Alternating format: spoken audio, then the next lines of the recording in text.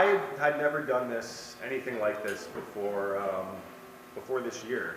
I'd always kind of had it in the back of my mind to try my hand at politics, but I mean, not only was there not the opportunity, but there wasn't the group, right? Everything kind of just seemed so, I mean, status quo is kind of a word for it, but also just not genuine, right? We just have political parties that just, they do their thing, and they know what their party's going to want, they know what their base is going to vote for, they know what to say to get those votes from their base, and then they get up there, and I mean, it's so discouraging kind of to see like what we're dealing with now, and we don't even have a federal parliament in operation. Like our country's a joke, honestly. Our country's a joke.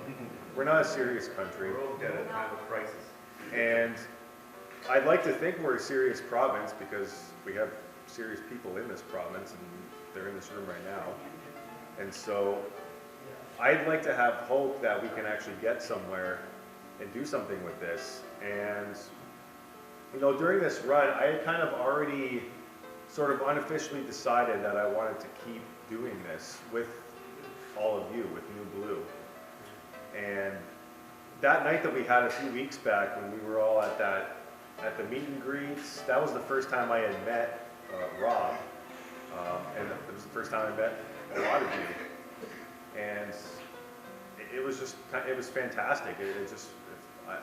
To be in a room with all like-minded people that all have the passionate, sort of passionate direction, you know, for our province in mind, all the same ideas and grievances with what we're dealing with.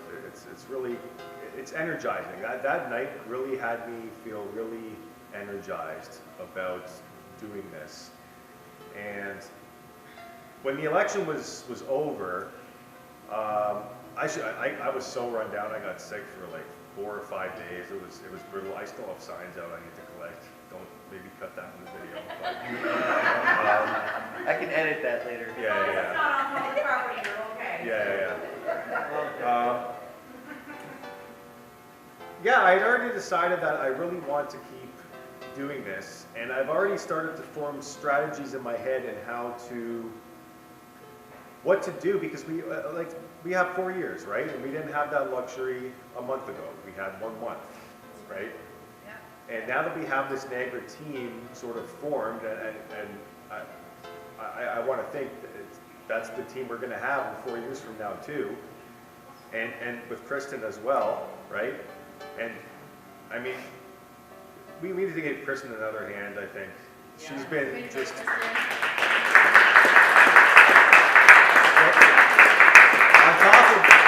On top of doing everything for us in Niagara, she ran in Hamilton herself, and I don't even know how one person can do all that, honestly. So thank you. She did it. And there's a documentary. That's why there's a woman there. Yeah. How to put up signs in the middle of the night. Yeah, in the winter.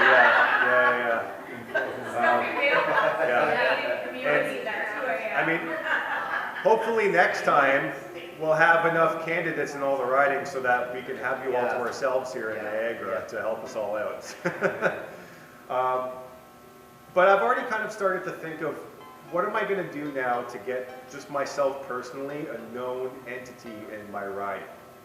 And I can't speak for the rest of you. I feel like Rob has a pretty good following, and of course you do this here as well, right? So I feel like if you had your face on your sign too, that's pretty cool. that's a bonus. But yeah, I thought to myself, you know what, I was happy with how we did. I was happy with how everybody did, and even for myself, barely having time to scrape together any ounce of a campaign or canvassing, and to get even just a few hundred votes I was surprised, and I don't know where they came from, because I certainly didn't meet that many people. I only met maybe not even 100 people this month, and so we have some support out there somewhere, right? We have some sort of base and some sort of group of people that believes in what we're doing here. And imagine if we have 4 years of outreach, right, on top of what we got this time, but basically whatever we could scrounge together, right? And just for myself, it was kind of interesting on election day to go around to all these polling stations and all these places, and most of them being either churches or halls. And I kind of thought to myself, you know what, these are chosen to be polling stations strategically for a reason. And so let's use all that information that we have. I mean, especially the churches, because I'm going to be going around and sort of spreading out my networking over the next few years and introduce myself to all the pastors and ministers, and a lot of them probably supported Sam Oosterhoff in my riding, and it would be great to have a conversation with them and just to sort of talk about where Sam is probably failing, where they would want to see him do something else, and show them that there's another option out there. And any of these places that they had poll stations at, those to me are strategic hot zones that we need to think about why they chose those. Why are these places where people go, and if people go there, how can we reach the people that are there and get as many people to, because how many people were you talking to even this election cycle? I've never heard of New Blue, even still, and this is our second cycle, right? That on its own needs to change. Thank you everyone for coming tonight and for your support for this month. I know it feels like we're just kind of, we're going up and then we're going two steps back, but you know, this is how a small party starts, and 5th largest in Ontario and the fastest growing. Considering still, and I don't even know, what was the final number for turnout? Do we have that yet for the whole province? 44 or 43.6% or something. Okay, This is such so a voter turnout. pretty pathetic turnout, right?